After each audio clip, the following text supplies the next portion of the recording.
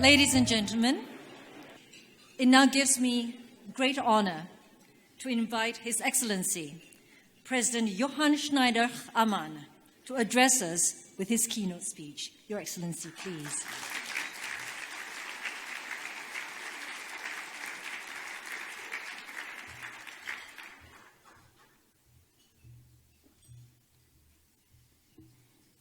Dear Deputy Prime Minister, dear Minister of State Jeanne, dear State Secretaries, dear Ambassadors, distinguished guests, ladies and gentlemen. First of all, I would like to thank the Singaporean Ministry of Education and our embassy who organized this event. Dear Deputy Prime Minister Tharman, after welcoming you last year in Switzerland, I am delighted to meet you again here in your country. This is my second visit here, and it is for me a real pleasure to attend this business forum on SkillsFuture and to talk to you about the role of skills and vocational education and training for a competitive and innovative economy. As many other industrialized countries, Singapore faces the challenges of a rapidly changing economy and markets, partly due to revolutions such as automatization and digitalization. Industry 4.0 is the latest buzzword. To be successful in such a dynamic environment, Singapore's infrastructure as well as its workforce must adapt constantly and strive for excellence. The hardware and the software must be up to date. We are familiar with these challenges in our country as well. We face them as well, being a small, open economy. Both our countries are quite similar in this regard. So far, we both have managed well and we have a good track record. Indeed, Switzerland and Singapore are often seen as success stories, especially in the fields of competitiveness and innovation.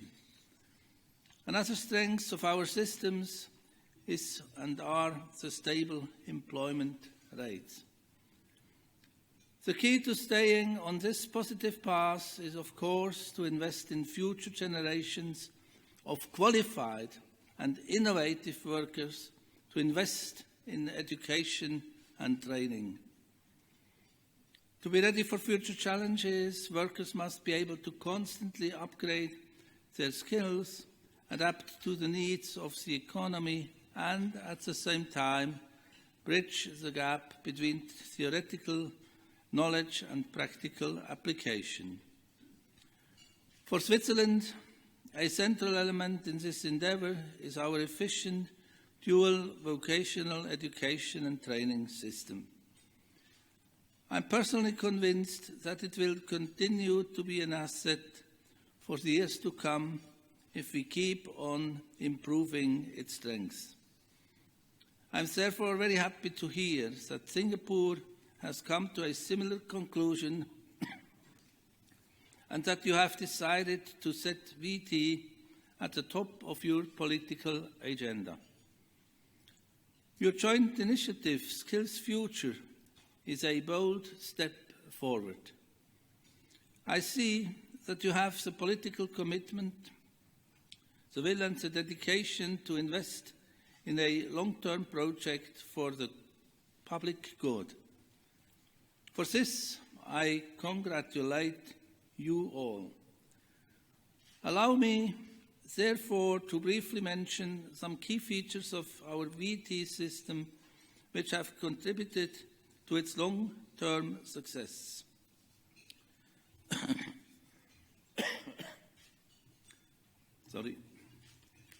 First of all, our VT system is not a separate part of the education system, but is fully integrated into it. You could even say that it is the backbone of our education system and therefore also for our economy. 2/3 of young people choose to do an apprenticeship after compulsory school. After this apprenticeship, multiple ways are open to them: the labor market, further education in VT, or in the university system. Indeed, this high degree of permeability between education tracks is a strong incentive for lifelong learning. Secondly, the skills acquired through VT are highly relevant to the labor market. We achieve this mainly through application on the principle of dual education. Young people learn best and learn what they will need later by doing real, practical work in a real company. They are guided by professionals, of course, but they interact with customers. They produce using real machines, and they learn to make their own decisions and come up with new solutions. Theoretical learning in a VT school complements the practical training. Thirdly, of course, such an approach requires the support of the private sector. And this is my third and main point. Our VT system is only efficient and effective because of its strong public-private partnership. All main stakeholders are involved, but the private sector is sitting in the driver's seat. It is the companies and their professional association which are the main pillar of VET. They provide the apprenticeship places, they dispatch trainers and teachers, and they define the training content. The state, the public authorities, do have a complementary role, but the heart of the dual VET system resides in the companies. This direct link to the economy, this feeling of ownership of the VET system by the private sector is, in my opinion, the key. But is it a universal key? Can it work elsewhere? Does it not depend on culture and tradition? Of course, the cultural dimension is important. In Switzerland, we inherited the system from the Middle Ages and constantly updated it. It enjoys great acceptance and support in the whole of the society. Building up this support, changing the way people think about education and training is hard and takes time.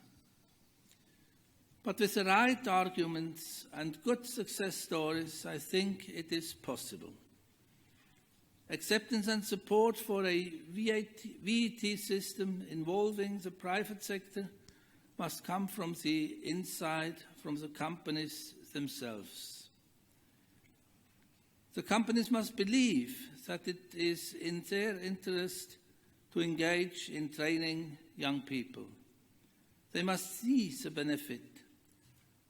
As a former entrepreneur, I speak to you from personal experience. For my company and for many others in Switzerland, it has always been absolutely essential to train young people. Why, you may ask? There are many reasons why. Let me give you a few. Young people are the future qualified workers, specialists, and managers of companies. They are the supply stream of competent and loyal employees a company needs to stay in business. Young people are creative and in touch with the modern world. If you let them, they will bring in new ideas, new ways of doing things, new product concepts. They contribute to the innovation capacity. Young people are productive. If a company plays its cards right and the framework conditions are good, employing a young person and training him or her will pay for itself. Of course, This only works if you allow an apprentice to develop his or her full potential. Our Swiss VAT system works well and it gathers a lot of international interest, but it is not a magical solution. We do not know what works best in a different cultural, social, and economic context, what could work in Singapore. Despite this, I am, however, still convinced that there are some general key aspects worth considering when trying to make an education system grow closer to the needs of the economy. When I look at your initiative, I am convinced that you have successfully identified the main ingredients which will be crucial for your success. You have launched a process involving all relevant stakeholders and formed a broad alliance.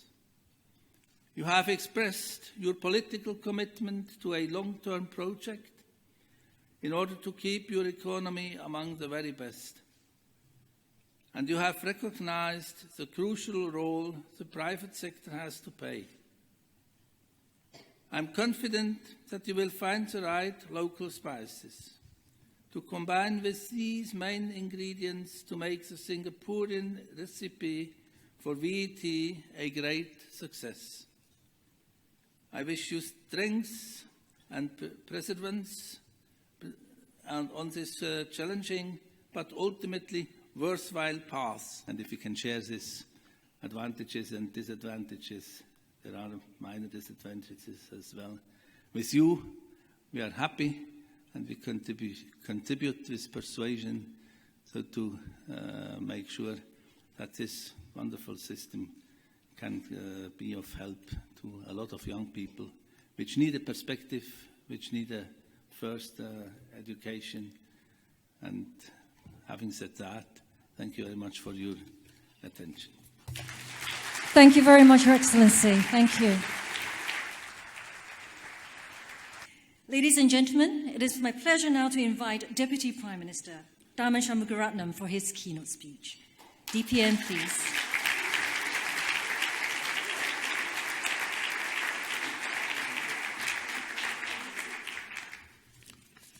His Excellency, President Johann, Schneider-Ammann, ambassadors, business leaders, and friends. I think this is a very interesting forum because we have a meeting of two countries that are both small, always feeling a little bit vulnerable in a world of much larger countries, but two countries that know that they can only survive and do well by the wits and skills of their people, all their people. That is what we share in common. You are a much older society. You have evolved your systems, in fact, as you mentioned, starting with the Middle Ages, with the guilds in the Middle Ages. We are a much younger society.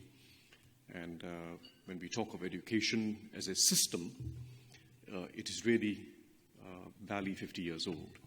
We had some educational institutions before that. We had some good schools, but they were not a system. So we are a much younger country, and we have gone through tremendous change in education over the last 50 years, but we continue to evolve and change because we, like you, face new challenges in the economic and social environment that we are in. First of all, we are in a situation now where it is not good enough to prepare people with a set of skills at one stage of life and expect that this will equip them for the rest of their lives.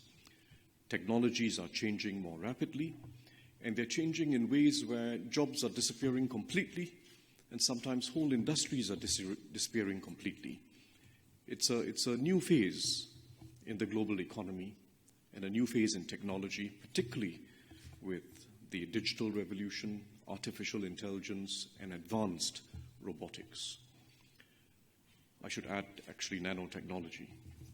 But it's a new phase, and we're seeing disruption in a whole range of industries, and progressively it'll mean a whole range of jobs. And this means that while employers want skills, and they want people with skills, the paradox is that those skills don't last very long. So that's the first challenge. The second challenge, which is very much present with us in Singapore, is that we have a shortage of labor. Our labor force growth is slowing down very significantly, and we have a shortage of labor. So if you think of those two challenges, the constant change in the skills requirements of a modern economy, and second, the fact that we are short of people, it means a few things. First of all, it means that we evolve our whole system of education and training differently from the past. First, and here there's a lot of similarity with what has been done in Switzerland and a lot to learn from Switzerland. First, we need a model of education and training which blends the academic and the practical in a much more concerted fashion. Not accidental, not ad hoc, but a much more concerted fashion. Not the same in every cause and in every institution, but in general, we need a much deeper blend of the theoretical and the practical, the academic and the real world. That's the first important priority. Second, we need to have a continuum between what you learn before you start employment and what you learn continuously after you're employed and you're part of the workforce. The continuum between pre- and post-employment education and training. That needs to be a structured continuum. That needs to be part and parcel of the way in which our universities, our polytechnics, our ITE, how they think about their mission.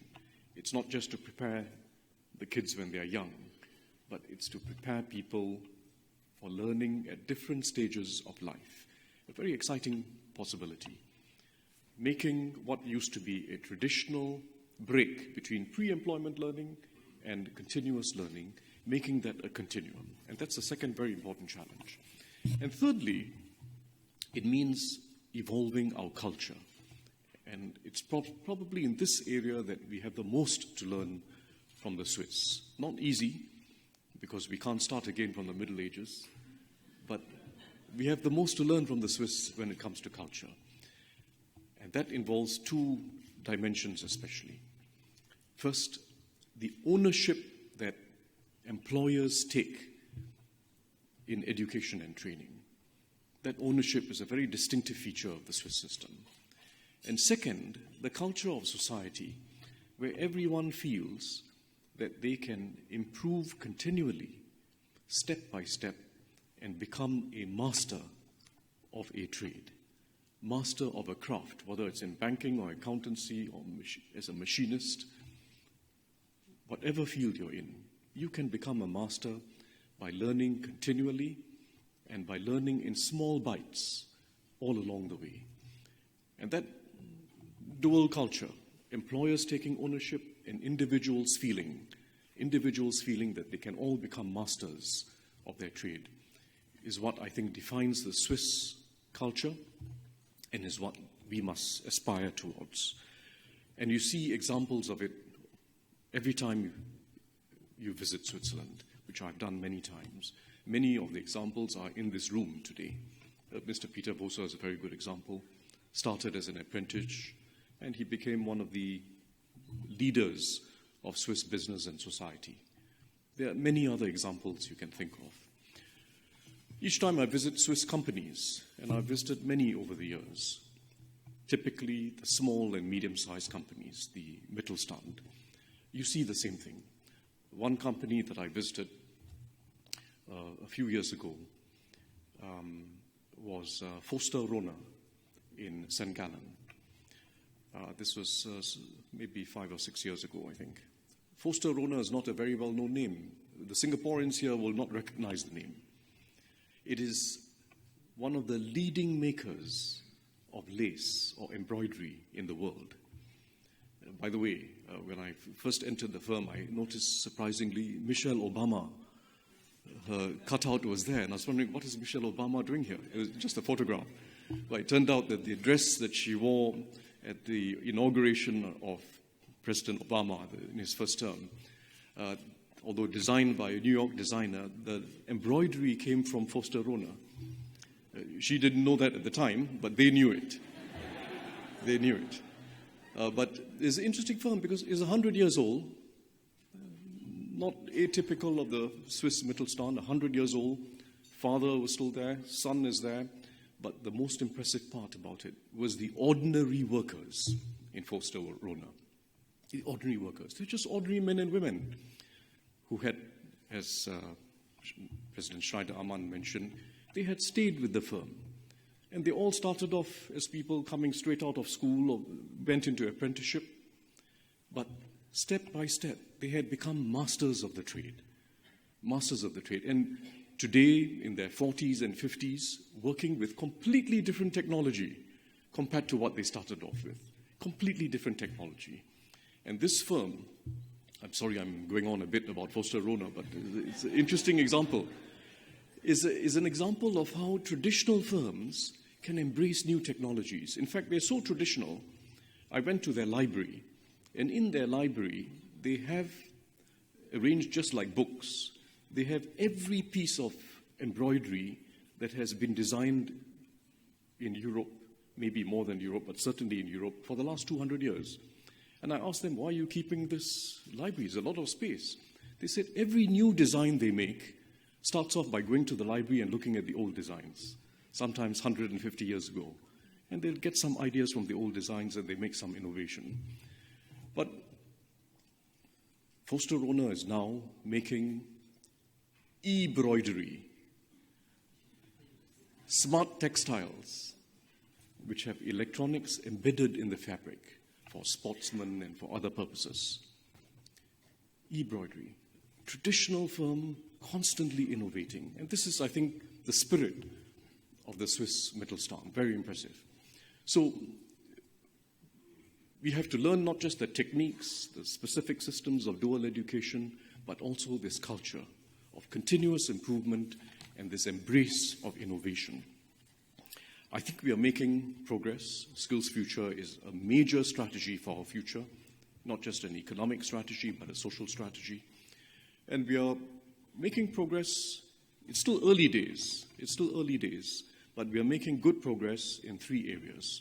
First, we are intensifying the use of internships, starting from when people are still in school, or in polytechnics, ITE, university. Deeper structured internships. Second, the Earn and Learn program, which is a sort of apprenticeship after you finish, after you graduate from your institution, which involves a dual model as well, where you learn as well as work in the firm and you get some qualification after it.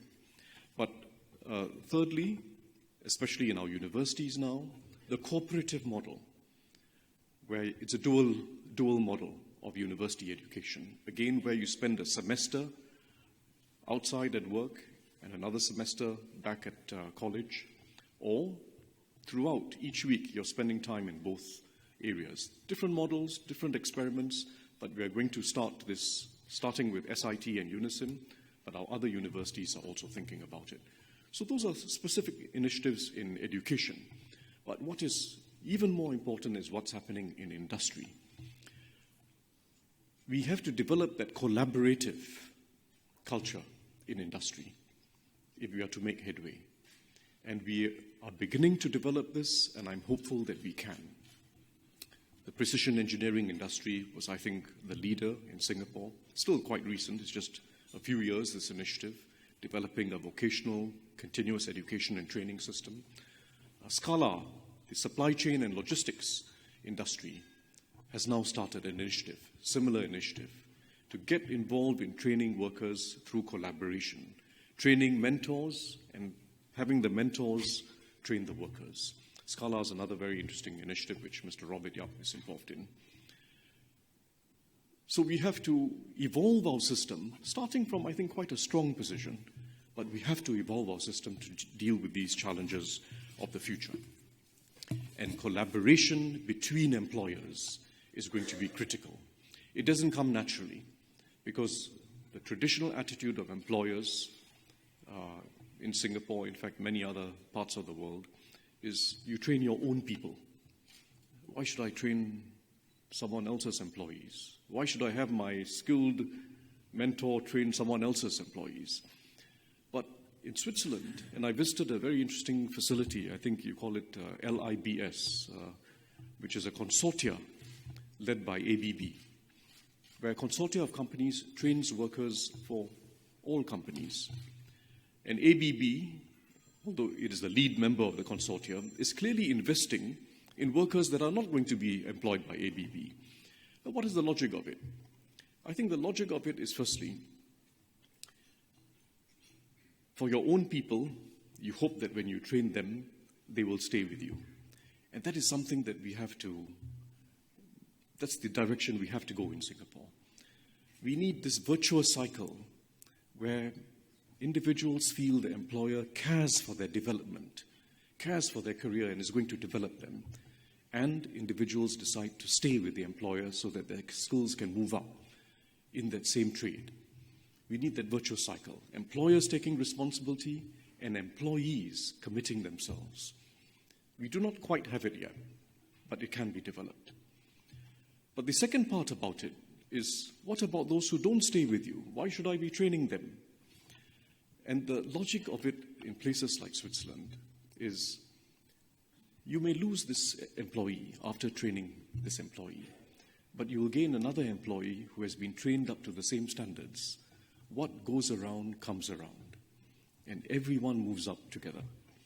And that culture must also be developed in Singapore, and I think it can be. So, many initiatives that we're embarking on, we're achieving some momentum in it, but the culture is very important. We cannot become Swiss. We cannot become Swiss. It's an old society. The institutions and practices evolved, as you say, from the Middle Ages. It's a society where 2/3 of young people, even today, go through the vocational path. You learn skills first, and you get qualifications somewhere along the way. In Singapore, it is the other way around. Like many other Asian societies, you get your qualifications as quickly as possible, a diploma, a degree, and then you think after that of what you can add on in the course of your career. We cannot change the system completely because you can't change culture completely, and you certainly can't change it quickly. But we can move in that direction, and we have to move in that direction by making it possible for people, regardless of whether they are IT students, Polytechnic students, or university students, making it possible for them to encounter the real world early, infuse practical learning into academic learning early, reduce the barrier between pre- and post-employment training so that you have this continuum, and encourage people through the reality of the workforce that it does pay to follow the skills path. We have to move in that direction. So I think we can make progress, we can evolve. There's a lot to learn from countries like Switzerland, older than us, but all of us are facing the same challenges. And SkillsFuture is a real opportunity to reshape not just our educational institutions and our training practices, but also our culture. Thank you. And thank you very much, DPM. Thank you. Ladies and gentlemen, we'll now commence with the panel discussion for the forum. Our panelists are Mr. Peter Voser, Chairman of the Board of Directors, ABB, and Dr. Robert Yap, President of Singapore National Employers Federation and Executive Chairman of YCH Group. The panel discussion will be moderated by Ms. Jeanne Liew, Principal and CEO of Nanyang Polytechnic.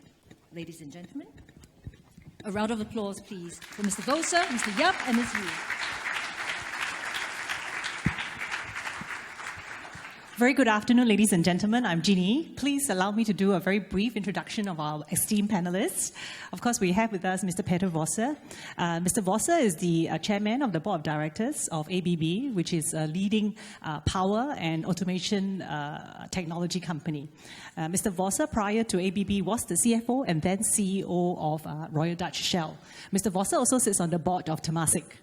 We also have with us Dr. Robert Yap, Dr. Robert Yap is the Executive Chairman of YCH Group, which is a integrated supply chain partner to some of the world's largest NMCs. Dr. Yap is also the President of the Singapore National Employers Federation.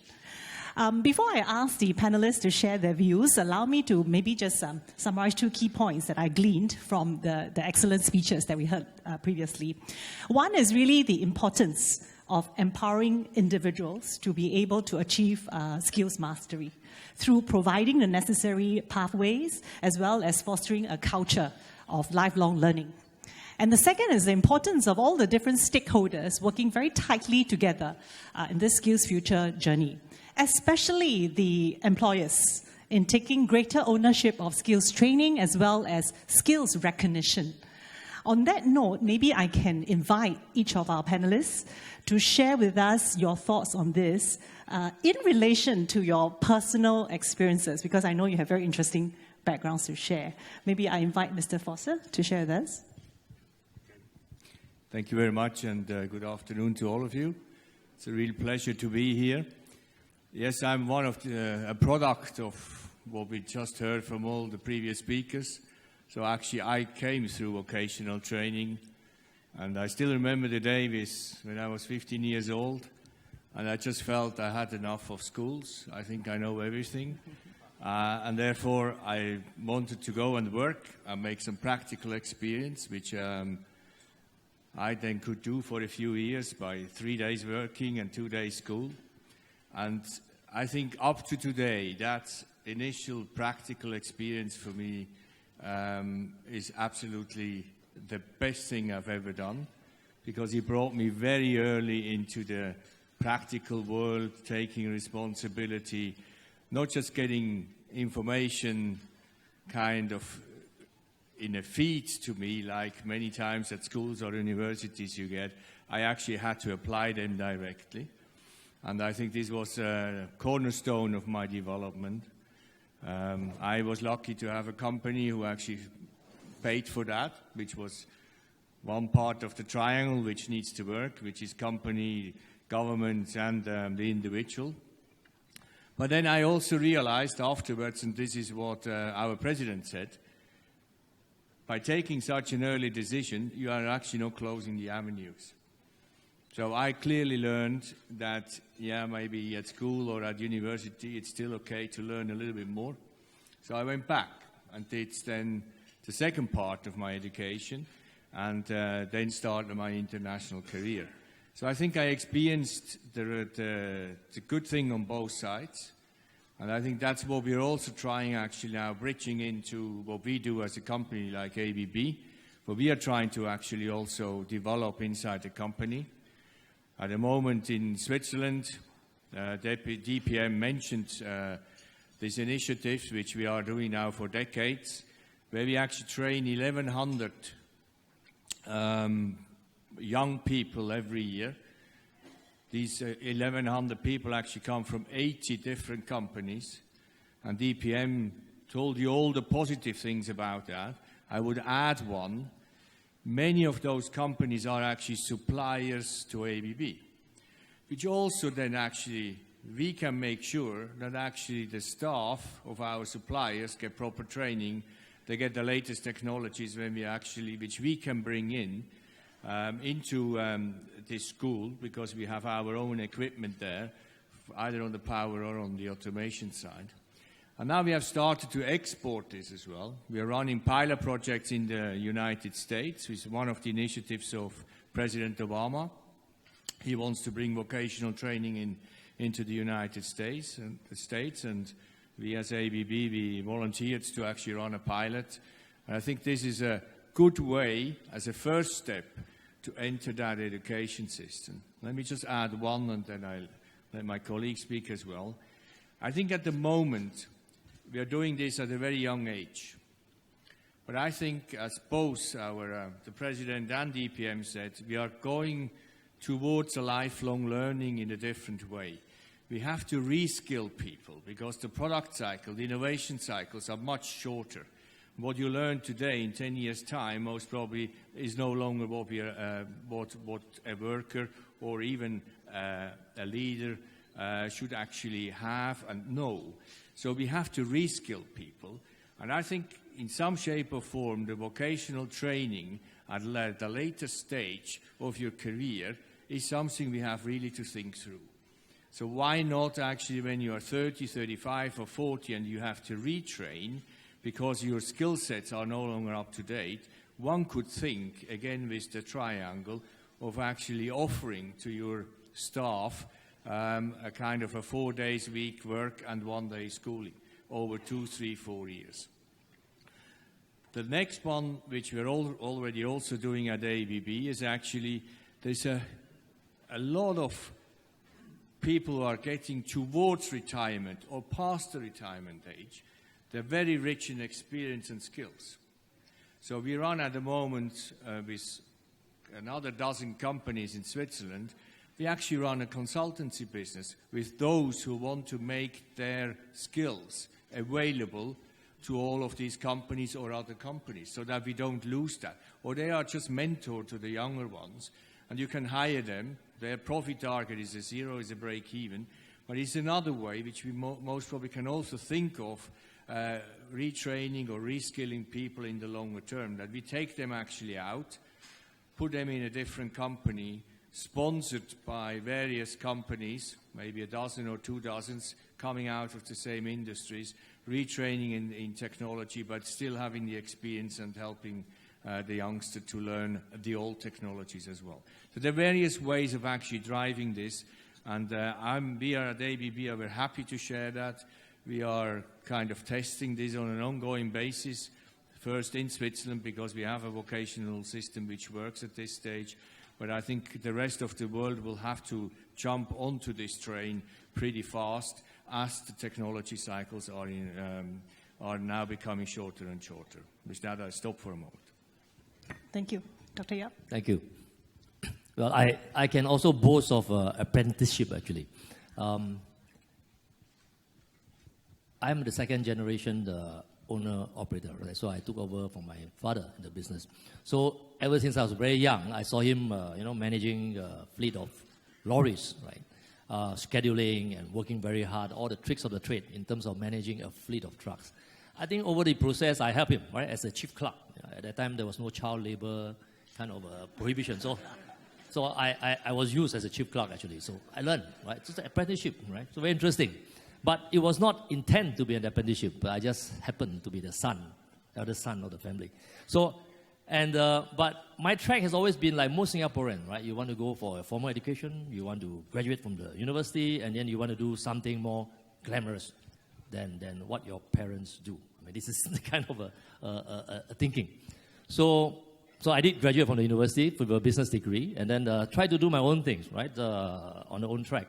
But because of the fate, right, I had to actually run the family business to help the family tide over a difficult patch. And I got stuck in the business. So my track is that at the end of the day, I end up from apprenticeship to a proper degree, come back and actually run the company, and then take the company through.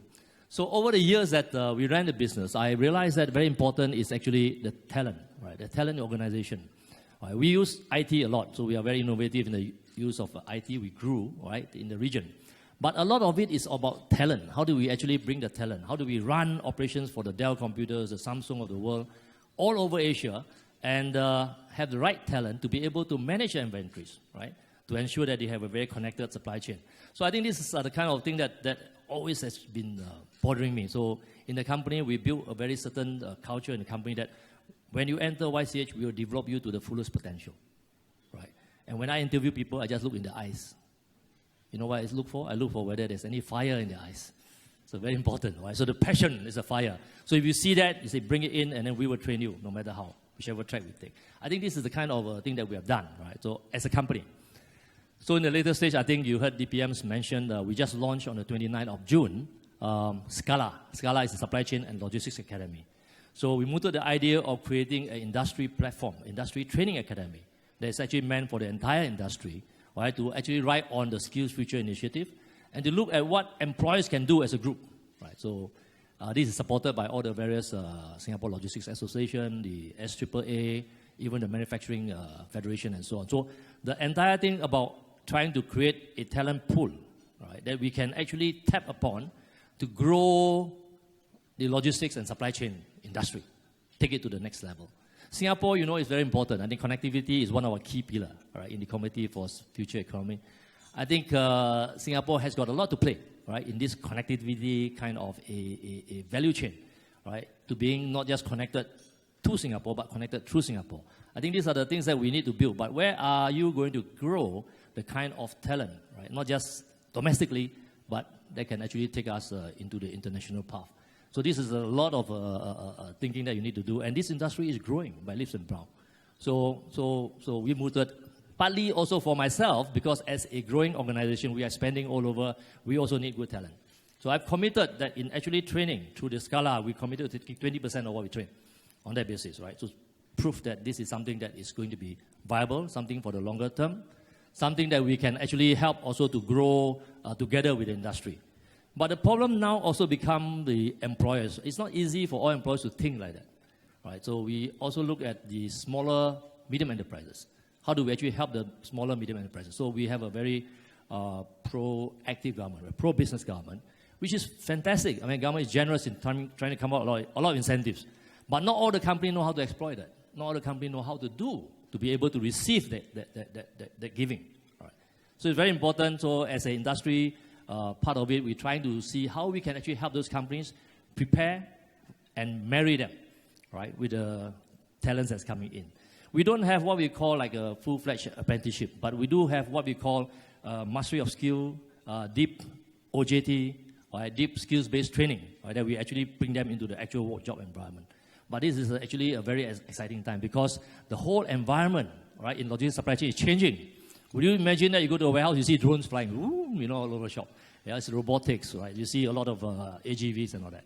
It's very different, right, from the traditional way of looking at logistics and supply chain management. So I think that huge future in that area. Thank you. I think on the issue of exchange for young people, I think the academia also has a big role to play. We do have a lot of exchange programs for our young people in the Polytechnics and ITE. I think nothing beats going to a country to experience the culture and the work ethics, right? Then they see for themselves the difference. I am very sure that our conversations and our sharing of views will continue beyond this forum. So at this point, I'd like to thank the gentlemen for sharing your insight. Thank you very much. Thank you.